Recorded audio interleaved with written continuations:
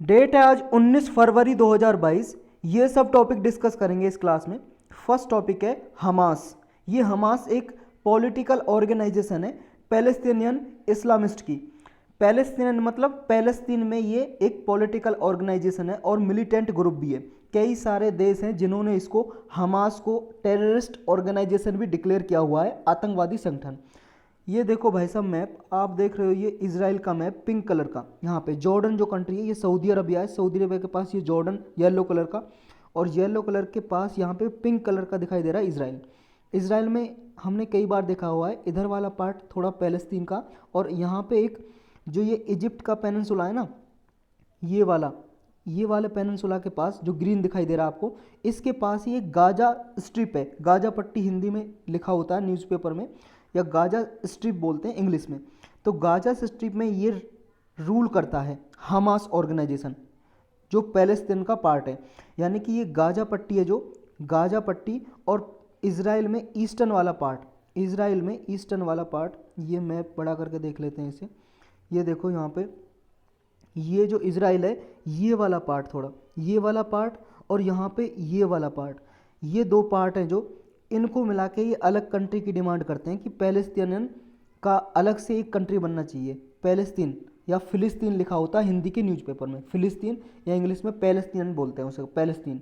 और जो पीपल यहाँ पे रहते हैं उन लोगों को बोलते हैं पैलेस्तीनियन। जैसे इंडिया में लोग रहते हैं इंडियन, ऐसे पैलेस्तीन में या फिलिस्तीन में लोग रहते हैं फिलिस्तीनियन या पैलेस्तीनियन। तो ये अलग से कंट्री चाहते हैं। ये हमास ऑर्गेनाइजेशन अभी रिसेंटली न्यूज़ में है। ये 1987 से बना हुआ है और इजराइल के अगेंस्ट इसने वार छेड़ रखा है, युद्ध। ये अलग से अपना कंट्री सेटअप करना चाहते हैं, लेकिन अभी रिकॉग्नाइज नहीं किया गया है पैलेस्तीन को। ये गाजा में इंडिपेंडेंटली रूल करता है पैलेस्तीन अथॉरिटी से। जो पैलेस्तीन अथॉरिटी है वो है इजराइल के ईस्टर्न वाले पार्ट में, ये इस वाले पार्ट में यहाँ पे, और ये वेस्टर्न पार्ट में है, ये वाला पार्ट है जो इधर वाला। अभी न्यूज में क्यों है? ऑस्ट्रेलिया प्लानिंग कर रहा है, जो ये पैलेस्तीन की इस्लामिस्ट मूवमेंट है हमास ऑर्गेनाइजेशन या इस्लामिस्ट मूवमेंट इसलिए चला रखा क्योंकि अलग से इंडिपेंडेंट चाहते हैं और अपना देश बनाना। तो इस हमास को टेररिस्ट ऑर्गेनाइजेशन डिक्लेयर करने जा रहा है ऑस्ट्रेलिया प्लानिंग बना रहा है कि इसको आतंकवादी संगठन डिक्लेयर किया जाए। अभी बहुत सारे वेस्टर्न नेशन है, उन्होंने भी कई सारे इसको हमास को पहले टेररिस्ट ऑर्गेनाइजेशन डिक्लेयर कर रखा है। कैनबरा, मतलब ऑस्ट्रेलिया की बात हो रही है, ऑस्ट्रेलिया की कैपिटल है कैनबरा। इससे पहले हमास की जो छोटी छोटी मिलिटेंट विंग थी ना, मतलब हमास के अंदर ही छोटी छोटी ब्रांच थी। जैसे हमास एक ऑर्गेनाइजेशन है, संस्था, इसके अंदर छोटी छोटी संस्था हैं। इनमें से कई संस्था है जैसे अल कशाम ब्रिगेड्स मिलिट्री विंग, इसको पहले टेररिस्ट ऑर्गेनाइजेशन डिक्लेयर किया हुआ है, टेरर ग्रुप, आतंकवादी संगठन डिक्लेयर किया हुआ है ऑस्ट्रेलिया ने। लेकिन अब ये सारी हमास की पूरी ऑर्गेनाइजेशन को डेजिग्नेट करने जा रहा है ऑस्ट्रेलिया आतंकवादी संगठन, इसलिए रिसेंटली न्यूज में है। नेक्स्ट है माली। ये माली एक कंट्री है जो अभी न्यूज में है। फ्रांस और इसके अलाइज कंट्री हैं यूरोप में, जो फ्रांस के और इसके मित्र दोस्त हैं, जो मित्र कंट्री हैं, मित्र देश हैं, वो क्या है अनाउंस कर रहे हैं, उन्होंने अनाउंस कर दिया है कि वो अपनी ट्रुप्स को माली से विदड्रॉ कर लेंगे। अभी फ्रांस के और इसके फ्रांस के जो दोस्त कंट्री हैं, दोस्त देश हैं, उनके माली में सैनिक तैनात हैं, क्योंकि माली में क्या है ना, अनरेस्ट है, आर्म्ड अनरेस्ट चल रहा है पिछले 10 सालों से। यहाँ पे आपस में सिविल वार होता रहता है, गृह युद्ध, और आपस में लड़ाई होती रहती है इनके, एक ग्रुप में दूसरे ग्रुप के, और यहाँ पे कू होता रहता है, मिलिट्री कू लिखा होता है, ये कूप बोला जाता है कू, यानी कि मिलिट्री ने सत्या हत्या ली थी। क्या हुआ था 1960 में, जब माली को इंडिपेंडेंस मिली, यहाँ पे फ्रांस राज करता था। जैसे हमारे इंडिया को ब्रिटेन ने गुलाम बना के रखा था, इसी तरह से फ्रांस ने माली को गुलाम बना के रखा था। माली कहाँ पे, पहले ये देख लो आप, ये वर्ल्ड मैप देख रहे हो आप। अब अफ्रीका का मैप देखो, ये वाला, ये अफ्रीका का मैप दिखाई दे रहा है आपको। माली अफ्रीकन कंट्री है, ये आपको ब्राउन कलर का जो दिखाई दे रहा है, ये वाला पार्ट, ये है माली। इसको फ्रांस ने गुलाम बना के रखा था, लेकिन 1960 में फ्रांस यहाँ से चला गया छोड़ के, और यहाँ पे इंडिपेंडेंस मिली इस कंट्री को, माली को। लेकिन उसके बावजूद 1960 से अब तक 5 बार कू हो चुका है यहाँ पे। कू का मतलब मिलिट्री ने सत्ता हासिल ली, जो ऑलरेडी इलेक्टेड प्रेसिडेंट थे यहाँ पे, डेमोक्रेटिकली लोकतंत्र था, उसको हटा के, और 5 बार कू हो चुका है यहाँ पे। रिसेंट जो कू हुआ है 2021 में, प्रेसिडेंट इब्राहिम, ये बोबाकार कीटा थे यहाँ पे प्रेसिडेंट, इनकी गवर्नमेंट को उखाड़ फेंका फेंका मिलिट्री ने, और आर्मी ने अपनी यहाँ पे अपना कैप्चर कर लिया, अपना रूल एस्टेब्लिश कर दिया, यानी कि अपना ये प्रेसिडेंट तो जो था इनका प्रेसिडेंट और प्राइम मिनिस्टर, उसको डिटेन कर लिया, कैद कर लिया, और आर्मी अभी रूल कर रही है यहाँ की। जैसे म्यांमार में हुआ है, 2021 में ही म्यांमार में हुआ था। माली के बारे में थोड़ा डिटेल से डिस्कस कर लेते हैं। माली एक कंट्री है अफ्रीका में, वेस्टर्न अफ्रीका में, और सहारा डिज़र्ट में आती है। डिज़र्ट का मतलब होता है रेगिस्तान। ये भाई साहब वेस्टर्न कंट्री है और यहाँ पे ये सहारा डिज़र्ट है। सहारा डिज़र्ट का ही पार्ट है, बहुत बड़ा रेगिस्तान है। जैसे हमारे राजस्थान में रेगिस्तान मिलता है, उसी तरह से यहाँ से उससे भी बड़ा सहारा डिज़र्ट है। यहाँ पे प्री कॉलोनियल एम्पायर हुआ करते थे, यानी कि जब बहुत सारे यूरोपियन कंट्रीज़ ने गुलाम बना के रखा था, तो यहाँ पे बहुत सारी कंट्री यूरोप से रहा करती थी और कॉलोनी बना के रखा था। ये एक लैंड लॉक्ड कंट्री है। लैंड लॉक है जो कोई कंट्री समुद्र से टच ना हो तो उसे बोलते हैं लैंड लॉक। ये चारों तरफ से भूमि से घिरी हुई है तो लैंड लॉक बोलेंगे माली को। अफ्रीकन कंट्री है माली। नेक्स्ट है India's first water taxi service. ये प्रीलिम्स के लिए इंपॉर्टेंट है और ऊपर वाला भी प्रीलिम्स के लिए इंपॉर्टेंट था।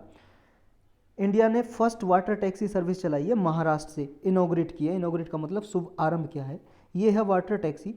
जैसे टैक्सी का काम क्या होता है, पैसेंजर को लेके जाना एक प्लेस से दूसरे प्लेस पे। और ये क्या लेके जाएगी, जब वाटर टैक्सी तो वाटर लेके जाएगी, जहाँ पे वाटर की कमी है, पानी की कमी है, वहाँ पे पानी पहुँचाएगी। ये कनेक्ट करेगी नवी मुंबई एरिया से लेके मेनलैंड मुंबई तक। इसमें प्रोजेक्ट में 8.37 करोड़ की लागत आएगी और 3 रूट बनाए जाएंगे। स्टेट और सेंटर दोनों इसमें शेयर करेंगे एक्सपेंडिचर 50% का। ये देखो, इतना याद करने की जरूरत नहीं है, बस ये पता होना चाहिए कि आपको फर्स्ट वाटर टैक्सी इंडिया में कहाँ स्टार्ट हुई, मुंबई में, महाराष्ट्र में। 3 रूट जो होंगे इसके, ये भी आपको याद करने की ज़रूरत नहीं है। जो अगर आप महाराष्ट्र से हो, महाराष्ट्र के PCS की तैयारी कर रहे हो, तो आप ये तीनों रूट याद कर सकते हो। Belapur to ferry wharf, domestic cruise terminal, Belapur to Elephanta caves, और Belapur to JNPT Jawaharlal Nehru port terminal तक, यहाँ तक जाएगी ये 3 सर्विस। नेक्स्ट टॉपिक है नेशनल डैम सेफ्टी अथॉरिटी। ये प्रीलिम्स और GS पेपर 3 के लिए इंपॉर्टेंट है। लास्ट ईयर एक ये एक्ट पास किया था डैम सेफ्टी अथॉरिटी का पार्लियामेंट ने, उसके थ्रू ये अथॉरिटी बनाई थी। अब ये अथॉरिटी बन के तैयार हो गई है रिसेंटली, इसलिए न्यूज़ में है। इसके लिए स्पेशल लेक्चर भी पड़ा हुआ है डिटेल में। अगर आपको डिटेल में जानना तो वहाँ पर देख सकते हो, GS पेपर 3 में ही होगा, ये पड़ा होगा लेक्चर इकोनॉमी की प्लेलिस्ट में। नेशनल डैम सेफ्टी अथॉरिटी अभी बन के तैयार हो गई है। ये स्टैंडर्ड मेंटेन करेगी हमारे इंडिया में डैम की सेफ्टी के लिए। डैम मतलब बांध, जो रिवर वगैरह पे, नदी पे दाम बने होते हैं, बांध बने होते हैं, डैम बांध बने होते हैं, उन डैम की सेफ्टी सिक्योर करेगी और डिजास्टर होने से, आपदा संकट आने से रोकेगी, प्रिवेंट करेगी ये अथॉरिटी। यानी कि पूरा इंटर स्टेट जो भी इशू हैं उनको रिजॉल्व करेगी। एक स्टेट से दूसरे स्टेट में जो रिवर बह रही है और एक स्टेट में बांध बना हुआ है, पानी रोक रहा है, या यहाँ पे खतरा है कि अगर इसने बांध रोक खोल दिया या टूट गया तो दूसरे स्टेट में बाढ़ आ जाएगी, फ्लड आ जाएगी। ऐसे जो भी इशू हैं इनको रिजॉल्व करेगी ये डैम सेफ्टी अथॉरिटी। पार्लियामेंट ने 8 दिसंबर को 2021 में last year dam safety act पास किया था। इसमें एक नेशनल डैम सेफ्टी अथॉरिटी बनाने की बात की थी और ये कोऑपरेट करेगी, स्टेट लेवल पे एक डैम सेफ्टी ऑर्गेनाइजेशन होगी और जितने भी स्टेट का डेटा है, सेफ्टी रिलेटेड डेटा है, प्रैक्टिसेस, सबको समझ के उनमें कोऑर्डिनेशन एस्टेब्लिश करेगी। ये अथॉरिटी को हेड कौन करेगा, एक चेयरमैन होगा, इसका अध्यक्ष होंगे और 5 इसके मेंबर होंगे। जो 5 मेंबर होंगे वो 5 विंग से होंगे, यानी कि इसकी 5 ब्रांच होंगी। 5 ब्रांच, एक तो पॉलिसी एंड रिसर्च की, ये पॉलिसी और रिसर्च करेगी ब्रांच, इसमें कुछ मेंबर होंगे। इन पाँचों ब्रांच से एक एक मेंबर आएगा इस नेशनल डैम सेफ्टी अथॉरिटी में और एक चेयरमैन होंगे, मतलब एक चेयरमैन प्लस 5 मेंबर, और 5 मेंबर इन 5 ब्रांच से आएंगे। इनमें अलग अलग मेंबर होंगे, एक मेंबर इनसे उठाया जाएगा डैम सेफ्टी अथॉरिटी के लिए जो नेशनल लेवल पे होगी।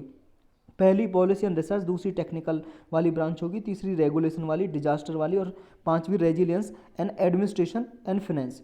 जो अथॉरिटी होगी इसका हेडक्वार्टर दिल्ली में होगा और इसको 4 रीजनल ऑफिस भी सपोर्ट करेंगे, यानी कि कंट्री में 4 क्षेत्रीय जगह जगह पे इसके और ऑफिस खोले जाएंगे और हेडक्वार्टर मुख्यालय दिल्ली में होगा।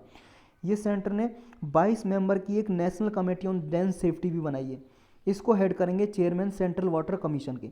ऑलरेडी सेंट्रल वाटर कमीशन बना हुआ है, सेंट्रल वाटर कमीशन के जो अध्यक्ष होंगे वही इसके अध्यक्ष होंगे national committee on dam safety के। इसके टोटल 22 मेंबर होंगे। इसका फंक्शन ये होगा अथॉरिटी का, जो भी इशू डैम सेफ्टी से आते हैं किसी भी स्टेट ऑर्गेनाइजेशन के या किसी 2 स्टेट के बीच में, या किसी डैम के ओनर के बीच में, उनको ये रिजॉल्व करेगी, उन इश्यूज़ को, प्रॉब्लम को, परेशानियों को, ये कमेटी। नेक्स्ट टॉपिक है Asia's biggest bio CNG plant. Prelims और जीएस पेपर 3 के लिए इंपॉर्टेंट है। पूरे एशिया में सबसे बड़ा बायो का सीएनजी प्लांट, सीएनजी का मतलब होता है कंप्रेस नेचुरल गैस, और नेचुरल गैस बोलते हैं CH4 को ही, मीथेन को, मीथेन को ही कंप्रेस्ड कर देते हैं, उसी को बोल देते हैं सीएनजी। लेकिन ये है बायो सीएनजी, बायो सीएनजी यानी कि इससे पॉल्यूशन कम होता है बायो सीएनजी से। इंडिया ने अभी पहला अपना बायो सीएनजी प्लांट, पहला नहीं है लेकिन ये एशिया का लार्जेस्ट है, पहला नहीं है, एशिया का लार्जेस्ट है। एशिया कॉन्टिनेंट की बात कर रहे हैं, मध्य प्रदेश की इंदौर सिटी में बनाया गया है ये। अभी प्राइम मिनिस्टर ने इनॉग्रेट किया है इसको वर्चुअली मतलब इंटरनेट पे इसका शुभ आरंभ किया, स्थापना की है। जो ये बायो सीएनजी प्लांट होगा ये वेट वेस्ट से बनाया जाएगा, 100% वेट वेस्ट से। वेट वेस्ट का मतलब जो गीला कचरा होता है ना, घरों से निकलता है या खेतों से निकलता है, कहीं से भी, उस कचरे को इकट्ठा करके उससे बायो सीएनजी बनाई जाएगी और उसे यूज किया जा सकता है फ्यूल की तरह। इससे 400 बसेस चलाई जा सकती हैं। जो इंदौर की सिटी में बायो सीएनजी बनेगी ना, इस प्लांट से निकली हुई जो भी गैस बनेगी बायो सीएनजी, 400 बस चलाई जा सकती हैं इससे। और ये PPP मोड में बनाया गया है, यानी कि पब्लिक प्राइवेट पार्टनरशिप के जरिए बनाया है। कुछ गवर्नमेंट कंपनी पार्टिसिपेट करेंगी और प्राइवेट कंपनी। इंदौर की म्यूनसिपल कॉरपोरेशन है वो 2.5 करोड़, 2.5 करोड़ पर एनम इस पर खर्च करेगी अपना रेवेन्यू। और इसका मिशन है जो स्वच्छ भारत मिशन है, जो उसके जो मिशन डायरेक्टर हैं स्वच्छ भारत मिशन के, वो भी 20 स्टेट्स में पार्टिसिपेट करेंगे इस प्रोग्राम के अंदर। यानी कि स्वच्छ भारत मिशन में क्या है कि हमारे इंडिया में क्लीनलीनेस लानी है, स्वच्छता लानी है। कचरा वगैरह कहीं पे पड़ा तो उस कचरा को इकट्ठा करके बायो सीएनजी प्लांट में लेके आएंगे, उसकी गैस बनाएंगे, तो कचरा भी नहीं होगा और गैस भी बन जाएगी, फ्यूल भी बन जाएगी, पेट्रोल डीजल यूज़ नहीं होगा। इससे क्या होगा, इंडिया का इम्पोर्ट बिल भी कम होगा।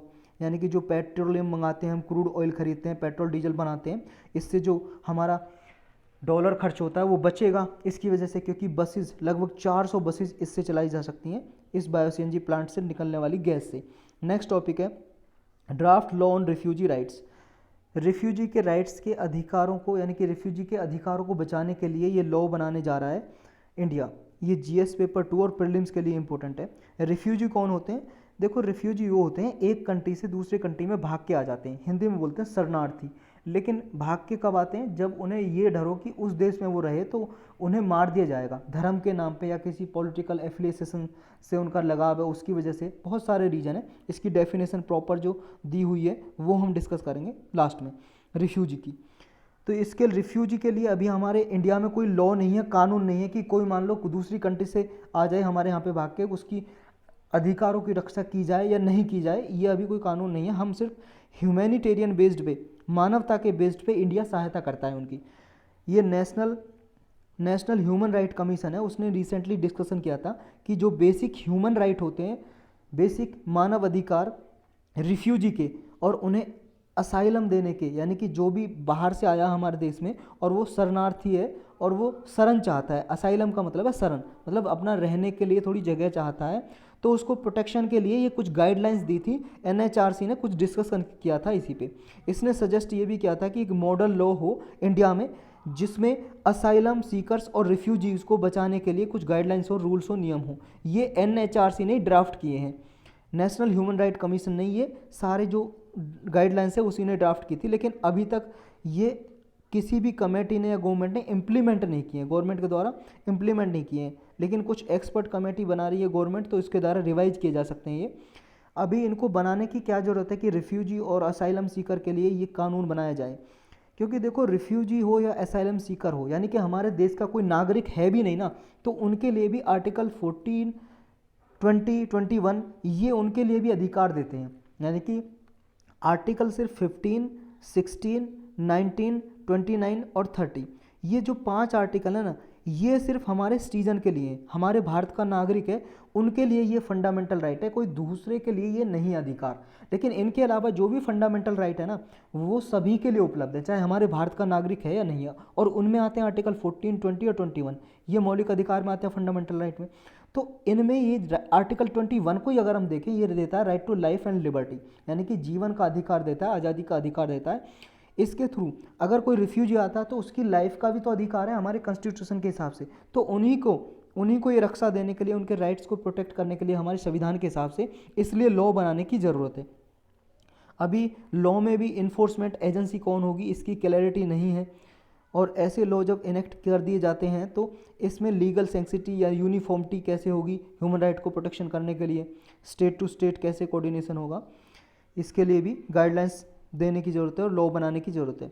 सजेशन क्या क्या दिए हैं, देखो 2 ओल्ड NHRC डॉक्यूमेंट है, नेशनल ह्यूमन राइट कमीशन है, उसके 2 डॉक्यूमेंट हैं, वो डोमेस्टिक असाइलम लॉज को और मॉडल लॉज फॉर रिफ्यूजी, इनके रिगार्डिंग ये कुछ गाइडलाइंस देता है। इनके लिए एक कमेटी और पैनल बोल लो या कमेटी बोल लो, कुछ मेंबर होते हैं, इसमें ग्रुप होता है, ये कंस्टिट्यूट किए गए स्कॉलर्स के, डोमन एक्सपर्ट हैं कुछ इसमें, जो इस ड्राफ्ट लॉज को अपडेट करेंगे। इंडिया में देखो ऐसा कोई कानून तो है नहीं, और ऑलरेडी एक कन्वेंशन है इंटरनेशनली जिसको भी इंडिया ने साइन नहीं किया हुआ है, जैसे रिफ्यूजी कन्वेंशन है 1951 की। इसके अकॉर्डिंग क्या है, जो भी रिफ्यूजी है उसके ह्यूमन राइट को प्रोटेक्ट करना पड़ता है अगर कोई दूसरी कंट्री में चला जाता है। ये यूनाइटेड नेशन की मल्टीलैटरल ट्रीटी है, बहुत सारे देश ने इस पर साइन किया हुआ है इस कन्वेंशन पे, लेकिन हमारे इंडिया ने इस पर साइन नहीं किया हुआ। जो कोई भी रिफ्यूजी है, उस कोई भी इंडिविजुअल है, उसके अधिकारों को बचाता है ये कन्वेंशन। कन्वेंशन मतलब एक ट्रीटी है, संधि है, एग्रीमेंट है, समझौता है ये कन्वेंशन, ये याद रखनी है आपको। इस साल यूपीएससी के मेंस में भी इसके रिगार्डिंग क्वेश्चन पूछा था, एथिक्स में, सोचो एथिक्स में पूछ लिया इसके रिगार्डिंग, तो ये आपको कोट करनी थी, वहाँ पे लिखना था इसके बारे में। और इसके बारे में स्पेशल लेक्चर हमने मेन से पहले बनाया था और अच्छे से इसको पढ़ाया था, जिसने वो लेक्चर देखा होगा अच्छे से वो आंसर दिया होगा। ये कन्वेंशन जो पीपल मान लो फ्ली हो गए, फ्ली का मतलब होता है भागना, प्रोसिक्यूशन के डर से, अगर उनकी जान को खतरा है रेस के आधार पे, नस्ल के आधार पे, धर्म के आधार पे, रिलीजन के आधार पे, नेशनलिटी राष्ट्रीयता के आधार पे, या कोई पर्टिकुलर सोशल ग्रुप से वो एफिलिएशन करते हैं, किसी पर्टिकुलर सोशल ग्रुप से बिलोंग करते हैं, या पॉलिटिकल ओपिनियन रखते हैं, उनके कारण अगर उनकी जान को खतरा और वो एक कंट्री से छोड़ के दूसरी कंट्री में चले गए, तो दूसरी कंट्री में जो आए ना वो, वहाँ पे उनके अधिकारों की रक्षा की जाए, इसलिए ये कन्वेंशन हुई थी 1951 की। इस कन्वेंशन में ये क्वालिफाई किया था कि रिफ्यूजी ये होंगे जो एक कंट्री से दूसरी कंट्री में भाग के आए, किसके आधार पे, कि उनकी जान को खतरा है, कि धर्म के आधार पर, रिलीजन के आधार पर, nationality, affiliation of particular social group और पॉलिटिकल ओपिनियन। लेकिन इसने ये भी क्लैरिफाई किया था इन कन्वेंशन ने कि उनको रिफ्यूजी नहीं माना जाएगा, शरणार्थी नहीं माना जाएगा जो लोग वार के टाइम में भाग के आए हैं, वार क्रिमिनल है, मतलब युद्ध हो रहा है, युद्ध के टाइम में मान लो युद्ध के टाइम में गिरफ्तार कर लिए एक कंट्री, मान लो इंडिया पाकिस्तान का युद्ध हो रहा है, इंडिया ने पाकिस्तान के कुछ सैनिक को गिरफ्तार कर लिया युद्ध के दौरान, तो वो वार क्रिमिनल होंगे, वो फिर रिफ्यूजी नहीं माने जाएंगे। ये भी इसमें क्लैरिफाई किया है इस डॉक्यूमेंट में। जो कन्वेंशन है किसके बेस पे बनाई गई थी, 1948 की ना universal declaration of human right है, यूनाइटेड नेशन का ही ह्यूमन राइट को, मानव अधिकारों को बचाने के लिए घोषणा पत्र है ये, जिसके इसके आर्टिकल 14 में ये दिया हुआ है कि किसी रिफ्यूजी है उसके भी राइट को बचाना जरूरी है। तो इसी को ध्यान में रखते हुए ये कन्वेंशन हुई थी 1951 में, ताकि रिफ्यूजी के अधिकारों को बचाया जा सके। फिर 1951 के बाद 1967 में एक प्रोटोकॉल हुई थी, यही समझ लो एक मीटिंग और हुई थी 1967 में। ये इसलिए हुई थी जब ये 1951 की कन्वेंशन हुई थी ना, रिफ्यूजी कन्वेंशन 1951, ये सिर्फ यूरोप के लिए लागू होती थी, सिर्फ यूरोप के जो कंट्री है ना, ये वाले भाई साहब इसकी बात कर रहे हैं, यूरोप के जो कंट्री है उनमें लागू होती थी। लेकिन जब 1961 की प्रोटोकॉल हुई तो ये पूरे वर्ल्ड के लिए बढ़ा दी, सारी कंट्रीज इसमें इंक्लूड हैं, सारी कंट्री, यानी कि कोई भी साइन कर सकता है और अपने डोमेस्टिक लॉ ऐसे बनाएगा ताकि रिफ्यूजी के राइट्स को, अधिकारों को बचा के रखा जा सके। नेक्स्ट टॉपिक है, ये याद रखना, दोनों में किसी को भी इंडिया ने साइन नहीं किया, नहीं तो 1967 के प्रोटोकॉल को, ना ही 1951 की कन्वेंशन को। तो इंडिया कैसे रिफ्यूजी को देता है शरणार्थी, देखो इंडिया के ऊपर कोई ऑब्लिगेशन तो है नहीं कि वो दे ही दे, क्योंकि साइन नहीं किया हुआ कन्वेंशन को और प्रोटोकॉल को। लेकिन इंडिया में क्या है, एक तो आर्टिकल 21 हमारा कहता है कि right to life and liberty का अधिकार है, इसके अकॉर्डिंग इंडिया को देना पड़ता है, क्योंकि मतलब हमारा संविधान है, कॉन्स्टिट्यूशन है, सबके लिए अधिकार देता है ना आर्टिकल 21 में, आर्टिकल 14 में भी सबको राइट टू इक्वलिटी देता है। तो इनको लेके इंडिया मदद करता है रिफ्यूजीज की। और दूसरा एक कारण है कि ह्यूमैनिटेरियन के बेस पे, मानवता के बेस पे असिस्टेंस देता है, प्रोवाइड करता है रिफ्यूजीज को। नेक्स्ट टॉपिक है, what is accreditation and how does it help an educational institution. Accreditation का मतलब ये समझ लो, ग्रेडिंग है, ग्रेडिंग किसी एजुकेशनल इंस्टीट्यूशन की ग्रेडिंग। जैसे आप पास होते हो क्लास में 10वीं 12वीं 11वीं, या आप ग्रेजुएशन कर रहे हो, तो पास होने के बाद बहुत सारे इंस्टीट्यूशन ऐसे होते हैं ना, ग्रेड देते हैं कि ए ग्रेड है, बी है, ए प्लस है, या ए प्लस प्लस है, या सी है, या डी है, ऐसी ग्रेड देते हैं ना।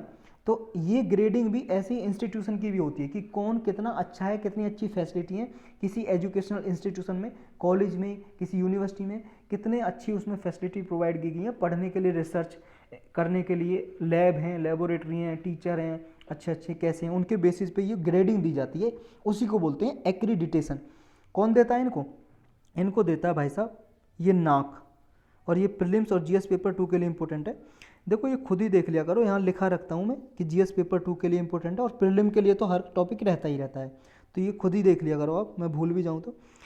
ये नाक है जो एक काउंसिल है, national assessment and accreditation council, ये नाक देती है ग्रेडिंग।